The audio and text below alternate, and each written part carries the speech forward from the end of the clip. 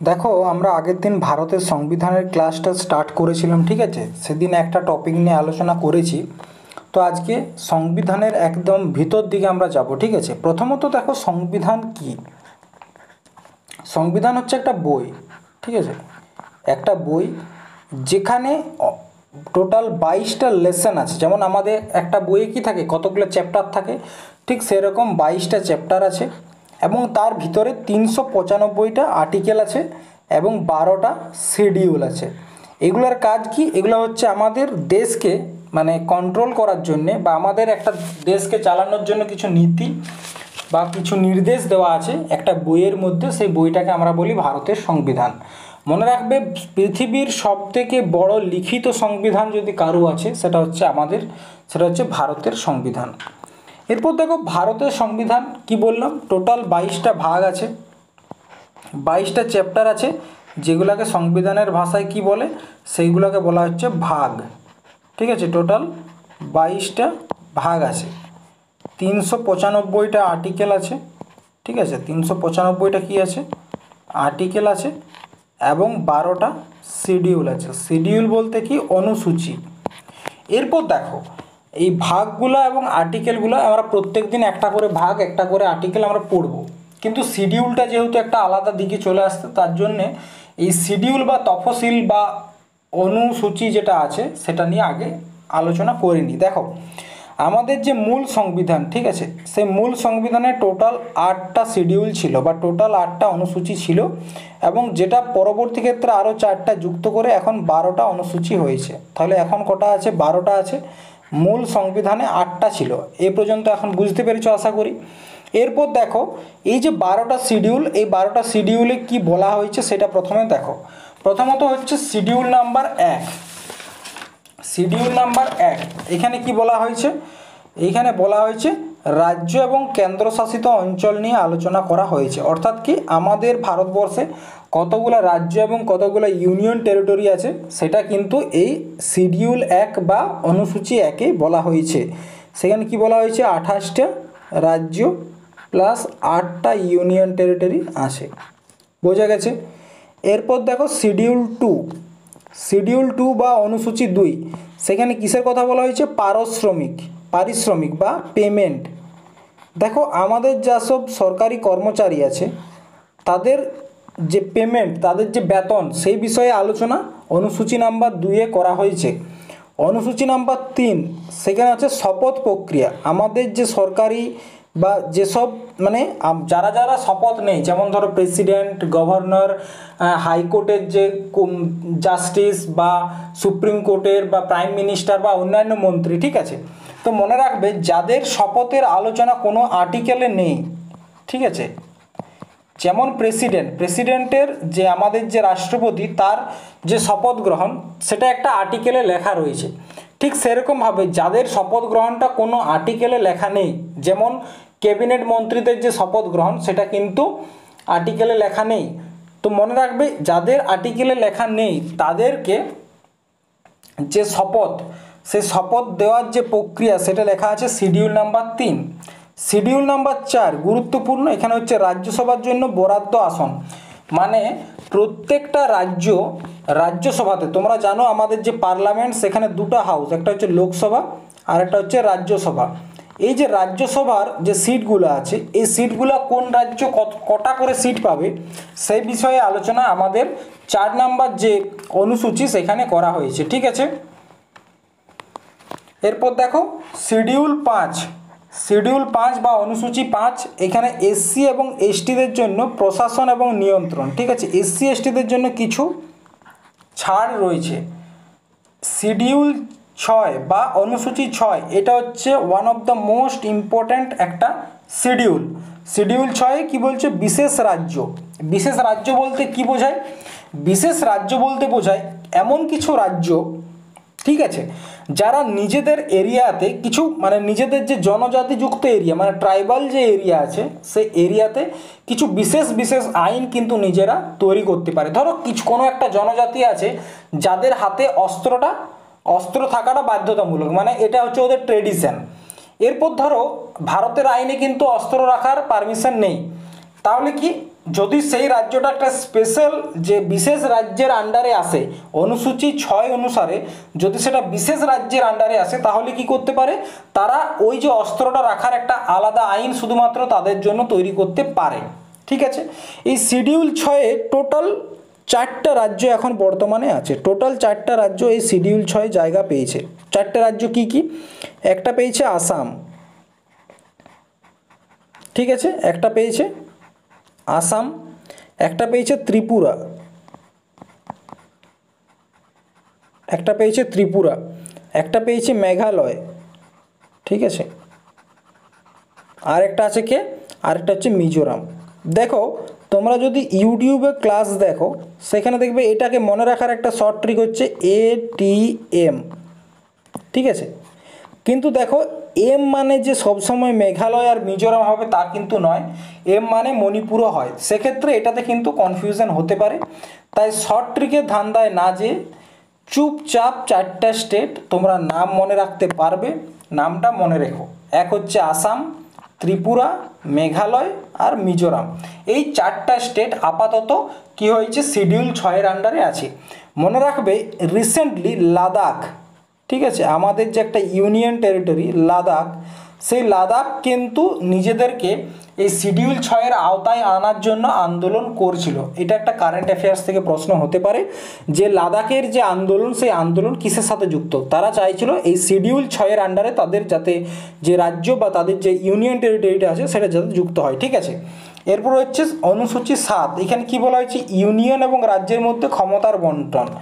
Union এবং রাজ্যের মধ্যে ক্ষমতার বন্টন বলতে কি বোঝাচ্ছে, ইউনিয়ন মানে হচ্ছে আমাদের কেন্দ্র সরকার, রাজ্য মানে হচ্ছে স্টেট গভর্নমেন্ট, তাদের মধ্যে যে ক্ষমতার মানে দেখো আমাদের দেশের আইন তৈরি করার অধিকার রাজ্য সরকারের কাছেও আছে, কেন্দ্র সরকারের কাছেও আছে। তাদের যে এই যে অধিকারটা, এটা যে ভাগ হয়েছে সেটা লেখা আছে শিডিউল 7-এ। শিডিউল 7-এ যদি বলা হয় যে কি করা আছে, দেখো শিডিউল 7-এর ব্যাপারটা তোমাদেরকে এখানে আমি একটু ডিটেলসে বলছি, তার জন্য একটু ইরেজ করতে হবে, ঠিক আছে। ইরেজ করছি, তোমরা আশা করি এতক্ষণ এটা নোট করে নিবে। দেখো এগুলো একটু ইরেজ করি, হ্যাঁ। দেখো কি বললাম, শিডিউল 7-এ ইউনিয়ন এবং রাজ্যের মধ্যে ক্ষমতার বন্টন। দেখো আমাদের যে সরকার দেশ, সেখানে আমাদের পাওয়ার 3 ভাগে ভাগ আছে। একটা আছে সেন্ট্রাল গভর্নমেন্টের কাছে আছে, স্টেট গভর্নমেন্টের কাছে আছে, আর একটা আছে কনকারেন্ট লিস্ট, সমবর্তী সূচি, ঠিক আছে। এরপর দেখো যে সেন্ট্রাল গভর্নমেন্ট যখন সংবিধান তৈরি হয়, ঠিক আছে, প্রথমত যখন সংবিধান তৈরি হয় তখন কেন্দ্র সরকারের কাছে টোটাল 96টা বিষয়ের উপর আইন তৈরি করার অধিকার ছিল, রাজ্য সরকারের কাছে ছিল 66টা বিষয়। এবং কনকারেন্ট লিস্ট বলতে কি বোঝায়, যেখানে কেন্দ্র সরকার এবং রাজ্য সরকার দুজনেই আইন তৈরি করতে পারে, ঠিক আছে। এটা হচ্ছে সংবিধান তৈরির সময়। এবং এটা হচ্ছে বর্তমানে যে কেন্দ্র সরকারের যে অধিকার, সেটা টোটাল 100টা বিষয়ের উপর আইন তৈরি করার অধিকার আছে কার কাছে, কেন্দ্র সরকারের কাছে আছে। এবং রাজ্য সরকারের কাছে কিছু ক্ষমতা কমেছে, সেটা হচ্ছে তোমার 61টা হয়েছে, ঠিক আছে। এবং এই যে 5টা কমেছে, এটা কার কাছে গেছে, 47, এটা গেছে কনকারেন্ট লিস্টে 52টা, ঠিক আছে, ঠিক আছে। টোটাল যে ক্ষমতা, তাহলে আগে ছিল 96টা কেন্দ্র সরকারের কাছে, এখন 100টা হয়েছে। আগে রাজ্যের কাছে ছিল 66টা বিষয়, এখন 61টা হয়েছে। আগে কনকারেন্টের ছিল 47টা, এখন হয়েছে 52টা। এই কটা পয়েন্ট তোমাদেরকে মনে রাখতে হবে। যেমন ধরো যে কেন্দ্র সরকার কোন কোন বিষয়ের উপর আইন তৈরি করবে, আমাদের যে ব্যাংকিং, আমাদের যে ডিফেন্স সিস্টেম, আমাদের যে রেলওয়ে, এইসবের উপর আইন কে তৈরি করে, হচ্ছে কেন্দ্র সরকার। বা আমাদের ফরেন পলিসি, সেসব বিষয় কেন্দ্র সরকার। রাজ্য সরকার কোন কোন বিষয় করে, রাজ্য সরকার করে তোমার পুলিশ, জমি, স্বাস্থ্য, চাষবাস, জেল, এইসব বিষয়ে আইনকে তৈরি করে, সেটা হচ্ছে রাজ্য সরকার।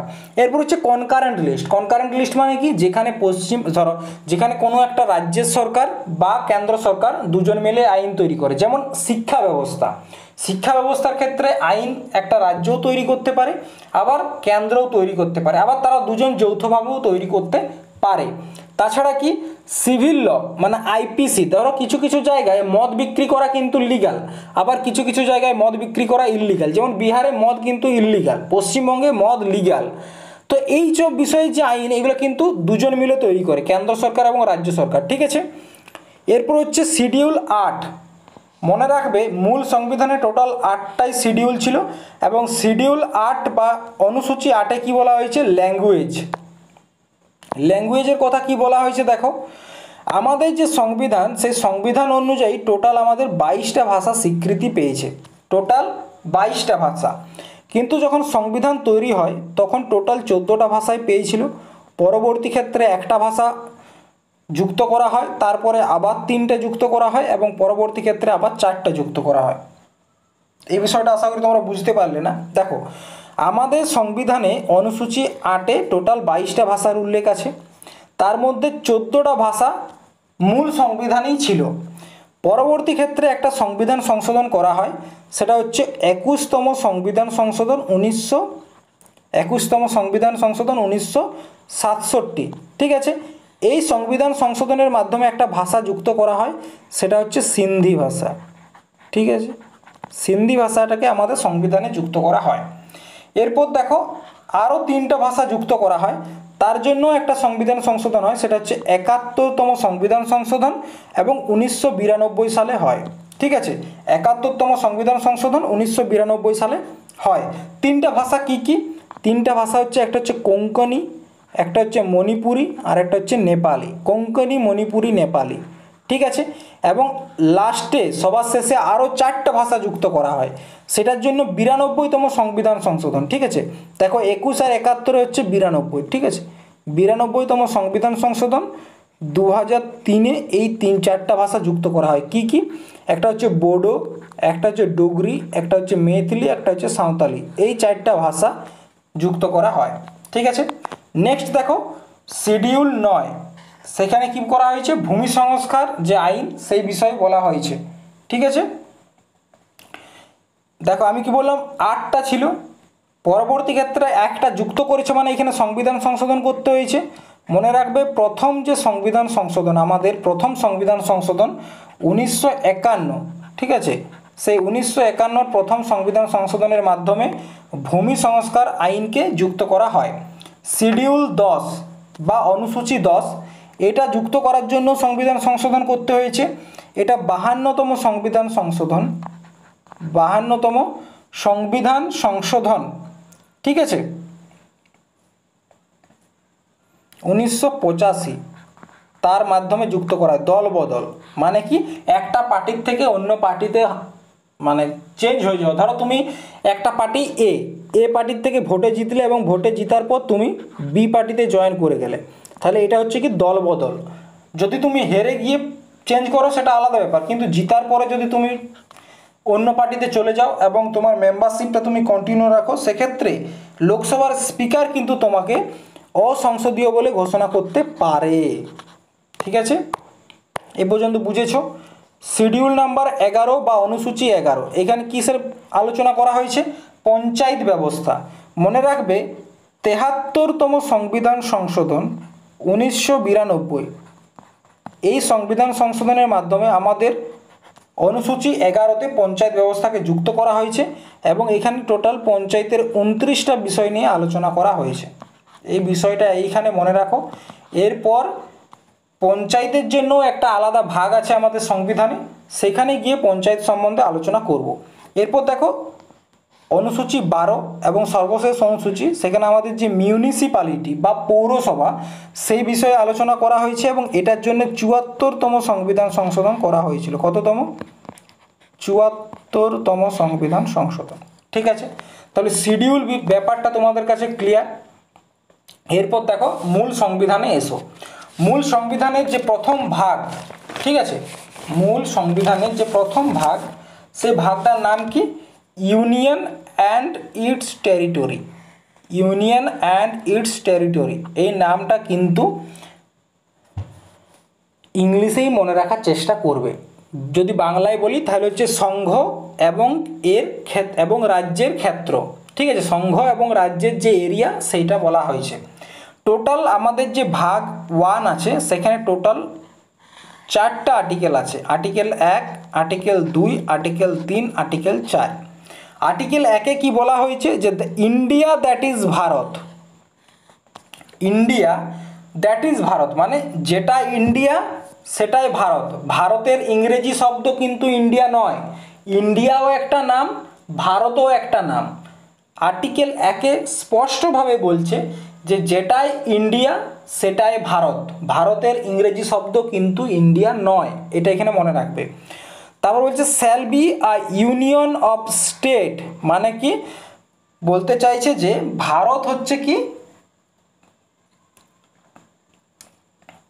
ভারত রাজ্যের সংঘ, ভারত রাজ্যের সংঘ। তার অর্থ কি ভারতের যে রাজ্যগুলো আছে, ভারতের যে রাজ্যগুলো আছে ঠিক আছে, সেই রাজ্যগুলো ভারতকে ছেড়ে কোনোদিনও যেতে পারবে না। এটাই হচ্ছে কি, এটা হচ্ছে India that is Bharat shall be a union of state. এরপর দেখো আর্টিকেল নাম্বার 2, এখানে কি বলা হয়েছে অ্যাডমিশন অফ নিউ স্টেট। ধরো আমাদের ভারত যে বর্তমানে যে ভারত আছে সেই ভারত ছাড়াও বাইরের কোনো একটা রাজ্য বা কোনো একটা জায়গা, কোনো একটা দেশ ভারতের সাথে যুক্ত হতে চাইছে, সেক্ষেত্রে ভারতের যে সংসদ, যে পার্লামেন্ট আছে, সেই পার্লামেন্টের কাছে ক্ষমতা আছে কি বাইরের সেই রাজ্যটিকে, বাইরের সেই দেশটিকে ভারতের সাথে যুক্ত করা। যে ব্যাপারটা দেখো, ধরো এটা হচ্ছে ভারত, ঠিক আছে, ধরো এইটা হচ্ছে ভারত, ঠিক আছে, এইখানে একটা জায়গা আছে, এটা একটা অন্য জায়গা, ধরো এই জায়গাটার নাম হচ্ছে সজীব জগৎ, ঠিক আছে। এই সজীব জগৎ কি বললো যে আমরা ভারতের সাথে যুক্ত হতে চাই, এটা কিন্তু ভারতের অংশ নয়, তারা বলল যে ভারতের সাথে যুক্ত হতে চায়। সেক্ষেত্রে মনে রাখবে আমাদের যে পার্লামেন্ট, পার্লামেন্ট মানে কি আমাদের যে সংসদ যেখানে এমপিরা বসে, সে পার্লামেন্টের কাছে কি পাওয়ার আছে, সেই পার্লামেন্ট চাইলেই এই যে জায়গাটা আছে এই জায়গাটাকে ভারতের সাথে যুক্ত করতে পারে, ঠিক আছে, যুক্ত করতে পারে।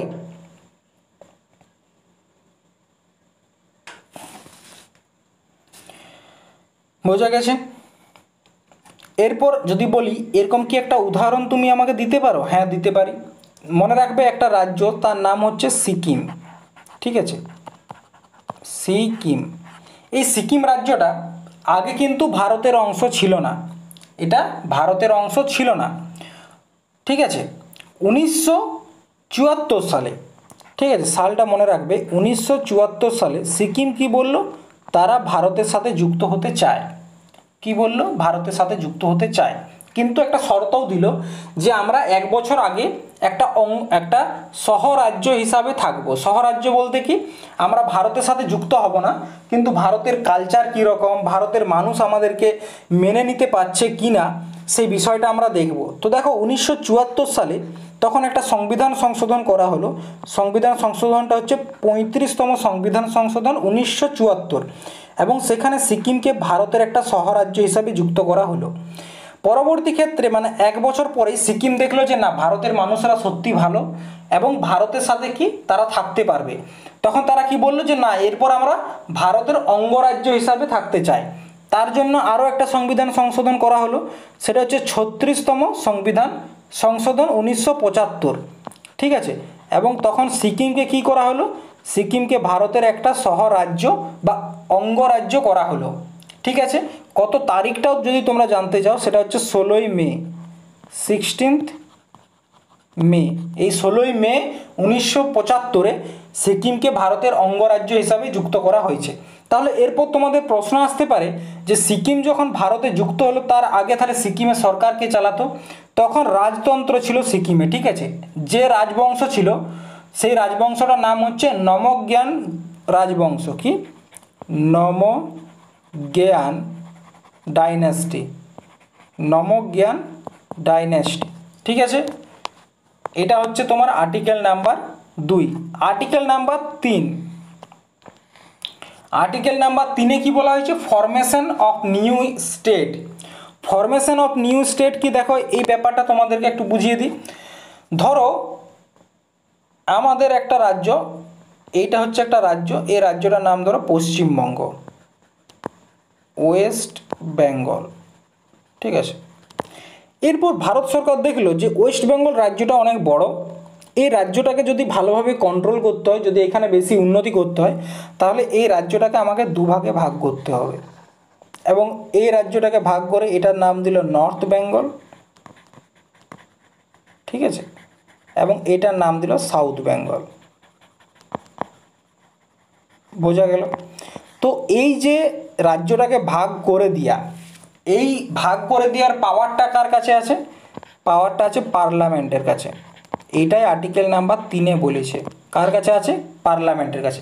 আবার অনেক ক্ষেত্রে এরকমও হতে পারে, ধরো এইটা হচ্ছে পশ্চিমবঙ্গ আর এটা হচ্ছে উড়িষ্যা, ধরো এই রাজ্য দুটো ছোট ছোট, তখন দেখলো যে এই দুটো রাজ্য ছোট ছোট, কিন্তু এই দুটার জন্য আলাদা করে অনেক টাকা খরচ করতে হচ্ছে বা আরও অনেক সমস্যা দেখা দিচ্ছে। তখন ভারত সরকার কী করলো যে না, এই দুটাকে একসাথে যুক্ত করে দিই। তখন তারা কি করলো, এই যে দুটো রাজ্য আছে এই দুটো রাজ্যকে একসাথে যুক্ত করে একটা আলাদা রাজ্য তৈরি করলো। তাহলে এইটা করারও ক্ষমতা কিন্তু পার্লামেন্টের কাছে আছে। তোমরা যদি এটার উদাহরণ দেখতে চাও তাহলে মনে রাখবে, মধ্যপ্রদেশ থেকে ভেঙে 2000 সালের 1 নভেম্বর ছত্তিশগড় রাজ্যটি গঠন হয়েছিল। কি গঠন হয়েছিল? ছত্তিশগড়। তাছাড়া কি? তাছাড়া আরও একটা উদাহরণ এরকম হচ্ছে বিহার।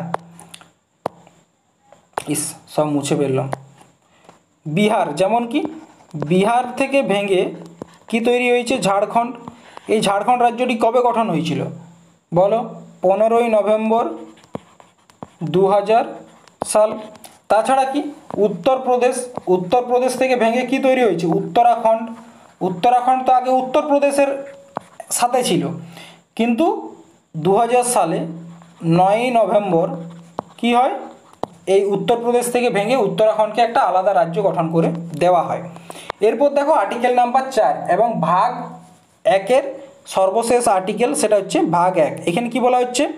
যখন আর্টিকেল 2 এবং 3 কার্য করবে, অর্থাৎ যখন পার্লামেন্টে কোনো নতুন রাজ্য যোগ করা বা নতুন রাজ্য তৈরি করার কথা উঠবে, তখন ভারতের যে প্রেসিডেন্ট কি করবে? সেই বিষয়ে হস্তক্ষেপ করবে না, সেই বিষয়ে হস্তক্ষেপ করবে না, এটা আর্টিকেল নাম্বার 4-এ বলা হয়েছে। এরপর দেখো কিছু তথ্য। দেখো আমরা যেদিন স্বাধীনতা পাই, এই স্বাধীনতা পাওয়ার আগে আমাদের ভারতবর্ষ ছিল বিশাল একটা সাম্রাজ্য, যেটাকে আমরা বলতাম অখণ্ড ভারত।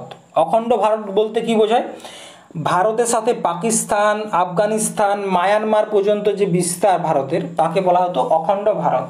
কিন্তু ইংরেজরা প্রথমেই একেবারে 1893 সালে 1893 সালে কী করলো? একটা রেখা টানলো, যেটার নাম দিল ডুরান্ড লাইন। এবং এই রেখাটার মাধ্যমে কি করলো? আফগানিস্তানকে ভারত থেকে একেবারে আলাদা করে দিল। আফগানিস্তানকে ভারত থেকে আলাদা করে দিল, তবুও পাকিস্তানটা কিন্তু ছিল, ভারতের সাথেই ছিল। এরপর 1947 সালের 14ই আগস্ট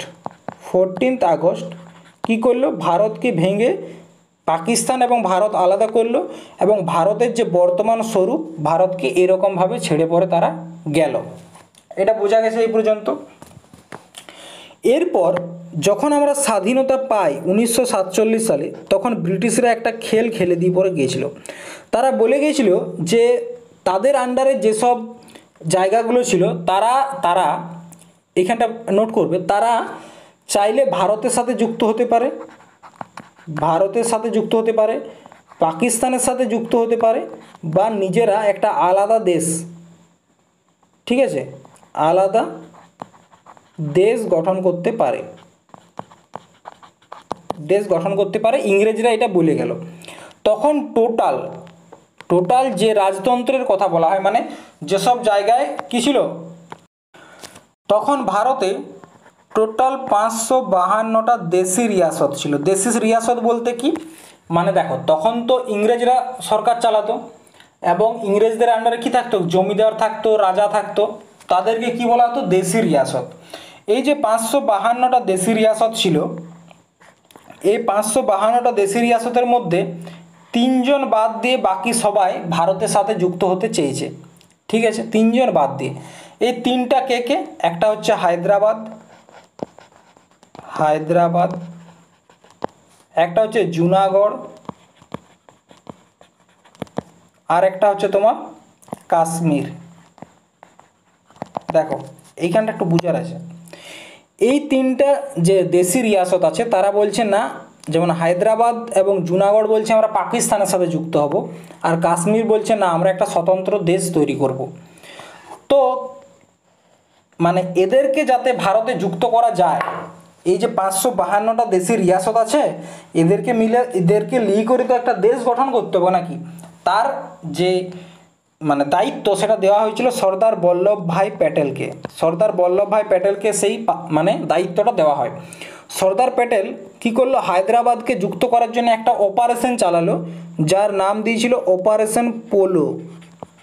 অপারেশন পোলো কত সালে, 1948 সালে। এবং অপারেশন পোলোর মাধ্যমে হায়দ্রাবাদকে ভারতের সাথে যুক্ত করলো। তাহলে তিনজনকার মধ্যে একজন যুক্ত হয়ে গেল, হায়দ্রাবাদ ভারতের সাথে যুক্ত হয়ে গেল। তাহলে পড়ে রইল কে, জুনাগড়।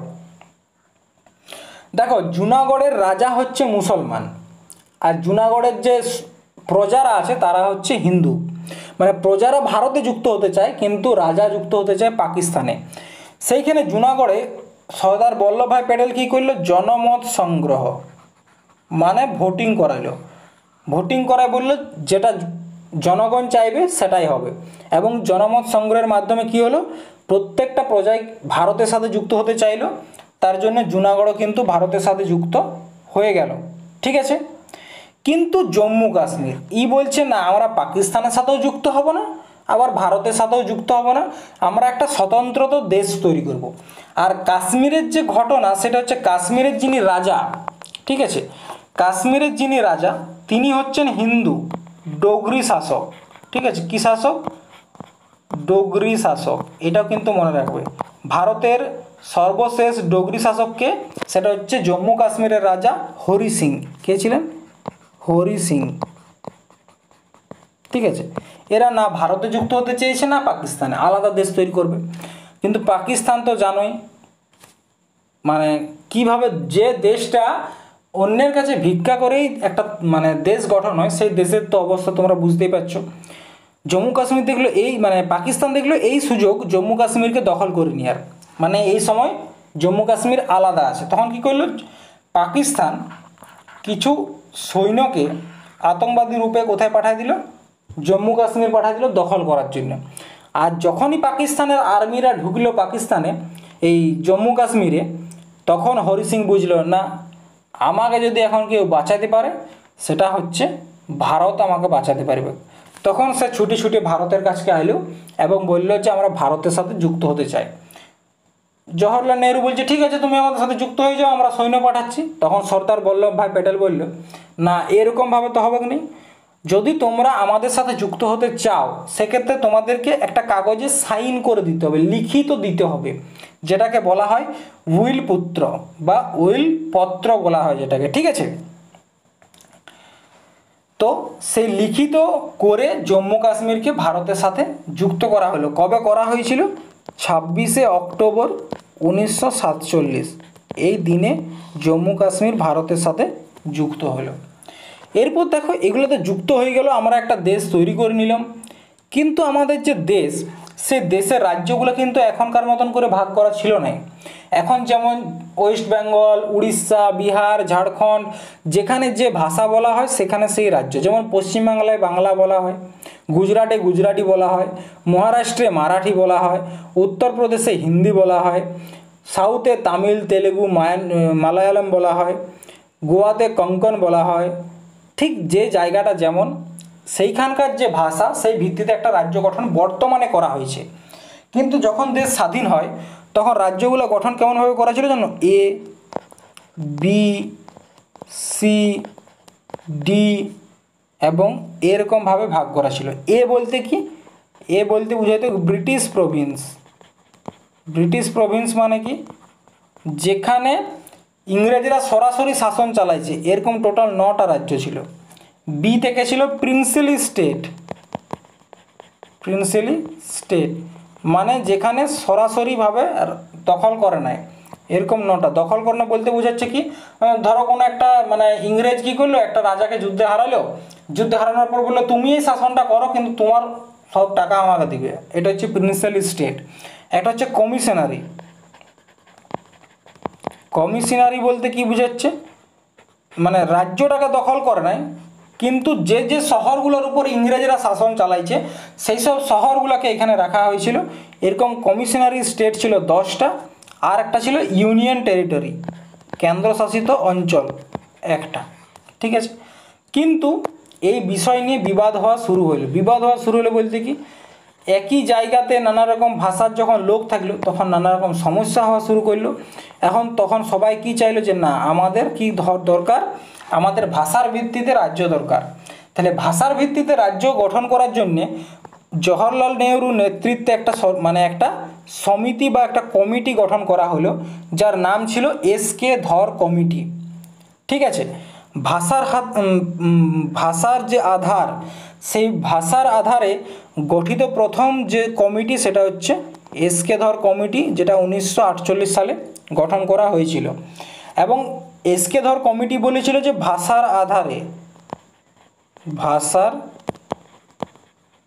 আধারে কিন্তু কোনো রকম রাজ্য গঠন করা চলবে না। ঠিক আছে, তা না করে দিল। পরবর্তী ক্ষেত্রে আরও একটা কমিটি গঠন করা হলো, যেটার নাম হচ্ছে জে.ভি.পি. কমিটি। ঠিক আছে, এই কমিটি কি বলল, প্রথমত কে কে ছিল, জে মানে হচ্ছে জওহরলাল নেহরু, পি মানে হচ্ছে পট্টভি সীতারামাইয়া, আর ভি মানে হচ্ছে বল্লভভাই প্যাটেল। এরা তিনজন মিলে একটা কমিটি গঠন করলো এবং এরাও বললো যে না ভাষার আধারে কিন্তু রাজ্য গঠন করা যাবে না। এরপর কি হলো, সালটা হচ্ছে 1952। ঠিক আছে, তেলেগু ভাষার একজন নেতা যার নাম হচ্ছে কি পট্টু শ্রীরামালু, নামটা মনে রাখবে, পট্টু শ্রীরামালু। ঠিক আছে, পট্টু শ্রীরামালু সে কী করলো, তেলেগু ভাষার একটা আলাদা রাজ্য গঠনের জন্য আন্দোলন করলো এবং আন্দোলন করতে করতে অনশন করতে শুরু করলো এবং সেই অনশনে তার মৃত্যু হয়। এই সময় তার যে মৃত্যু, সেই মৃত্যুকে ঘিরে কি হয়, একটা বিক্ষোভ দেখা দেয় আমাদের ভারতবর্ষে। তখন জওহরলাল নেহরু বুঝলো যে না এরপর আমাদেরকে ভাষার ভিত্তিতে একটা রাজ্য গঠন করতেই হবে। তাই 1 অক্টোবর, ঠিক আছে, 1953-তে ভাষার আধারে ভারতের প্রথম রাজ্য অন্ধ্রপ্রদেশ গঠন করা হলো। কোন ভাষার ভিত্তিতে, তেলুগু ভাষার ভিত্তিতে অন্ধ্রপ্রদেশকে গঠন করা হলো। এরপর ধরো যদি একটা রাজ্যকে ভাষার ভিত্তিতে গঠন করা হয়, বাকি সবাই তো চাইবে যে না বাংলা ভাষার জন্য আমাদেরকে একটা আলাদা রাজ্য দিন, হিন্দি ভাষার জন্য একটা আলাদা দিন, গুজরাটির জন্য একটা আলাদা দিন, এরকম একটা ঝামেলা কিন্তু শুরু হতেই থাকলো। তখন সরকার বুঝলো যে না ভাষার আধারেই কিন্তু রাজ্যগুলোকে গঠন করতে হবে। সেই ভাষার আধারে যাতে রাজ্য গঠন হয় তার জন্য একটা কমিটি ঠিক করা হলো, যার নাম হচ্ছে ফজল আলী আয়োগ। 1953 সালে গঠন করা হলো এবং এই ফজল আলী আয়োগ তার রিপোর্ট দিল 1956 সালে। রিপোর্টে কি বলল সেটা একটু পরে বলবো, তার আগে দেখো এই যে ফজল আলী আয়োগ, ঠিক আছে, ফজল আলী আয়োগ, এই যে আয়োগটা এখানে টোটাল 3 জন মেম্বার ছিল। ঠিক আছে, একজনকার নাম হচ্ছে ফজল আলী, একজনকার নাম হচ্ছে ফজল আলী, একজনকার নাম হচ্ছে কে.এম. পানিক্কর, ঠিক আছে, আর আরেকজনকার নাম হচ্ছে Hridaynath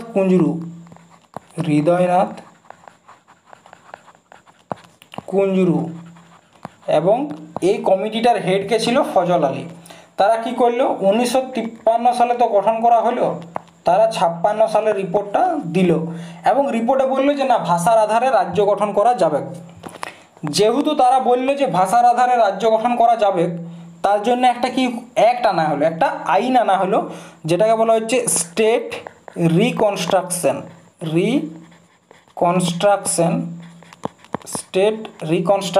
act. State reconstruction act, যেটা কবে আনা হয়েছিল, 1956 সালে, 1956 সালে। এবং এই অ্যাক্টটাকে আনার জন্য একটা সংবিধান সংশোধন করতে হয়েছিল, যেটাকে বলা হচ্ছে 7 নম্বর সংবিধান সংশোধন 1956। এই অ্যাক্ট অনুসারে টোটাল 14টা রাজ্য এবং 6টা ইউনিয়ন টেরিটরি বানানো হয়েছিল তখন, ঠিক আছে। টোটাল 14টা রাজ্য, 6টা ইউনিয়ন টেরিটরি বানানো হয়েছিল এবং বর্তমানে 28টা রাজ্য এবং 8টা ইউনিয়ন টেরিটরি আছে। এই বিষয়গুলোই হচ্ছে ভাগ 1-এ আলোচনা করা হয়েছে। এরপর কয়েকটা প্রশ্ন তোমরা দেখে নাও, ঠিক আছে। প্রথমেই যে প্রশ্নটা আছে, ভারতের রাজ্যের সীমানা পরিবর্তন করার ক্ষমতা কার কাছে আছে? সীমানা পরিবর্তন মানে কি? ধরো বিহার এবং পশ্চিমবঙ্গ পাশাপাশি আছে, যদি চাই যে পশ্চিমবঙ্গের কিছুটা অংশ বিহারের সাথে যুক্ত করে দেব, এই যুক্ত করার অধিকারটা কার কাছে আছে? সংসদের কাছে আছে, রাষ্ট্রপতির কাছে আছে, প্রধানমন্ত্রী নাকি লোকসভা? তো মনে রাখবে, একটু আগেই বললাম আর্টিকেল নাম্বার কত, বলো আর্টিকেল নাম্বার কত, যেখানে স্টেট রিকনস্ট্রাকশন বা নতুন রাজ্য গঠন করার কথা বলা হয়েছে, সেটা হচ্ছে আর্টিকেল নাম্বার 3। আর্টিকেল 3 সেখানে কি বলা হয়েছে? আমাদের যে পার্লামেন্ট, আমাদের যে সংসদ, তার কাছে অধিকার আছে নতুন কোনো একটা রাজ্যের সীমানা পরিবর্তন করার। এরপর বলছে 1956 সালের 1 নভেম্বর রাজ্য পুনর্গঠন আয়োগ কটি রাজ্য ও কটি কেন্দ্রশাসিত অঞ্চল, একটু আগেই করালাম, 14টি রাজ্য এবং 6টি কেন্দ্রশাসিত অঞ্চল গঠন করা হয়েছে এবং বর্তমানে 28টি রাজ্য প্লাস 8টা ইউনিয়ন টেরিটরি আছে। বোঝা গেছে? নেক্সট প্রশ্ন এবং আজকের শেষ প্রশ্ন, সেটা হচ্ছে ভারতীয় সংবিধান অনুযায়ী ভারত কি ইউনিয়ন, ফেডারেশন, কনফেডারেশন নাকি উপরের কোনোটিই নয়? তো মনে রাখবে, ভারতের যে সংবিধান সেখানে আর্টিকেল নাম্বার 1-এ বলা হয়েছে India that is Bharat shall be a union of state. কি বলা হয়েছে? ইউনিয়ন অফ স্টেট, ঠিক আছে। তো দেখো, আজকের ক্লাসে ভাগ 1 সম্পূর্ণভাবে তোমাদের আলোচনা করলাম। এই ভাগ 1 থেকে যে প্রশ্নই আসুক তোমরা কিন্তু এই ক্লাস থেকে পাবে, আমি 100% গ্যারেন্টি দিচ্ছি। তো আজকের ক্লাসটা এই পর্যন্তই, দেখা হবে নেক্সট ক্লাসে। থ্যাংক ইউ, ধন্যবাদ, জয় হিন্দ, জয় ভারত।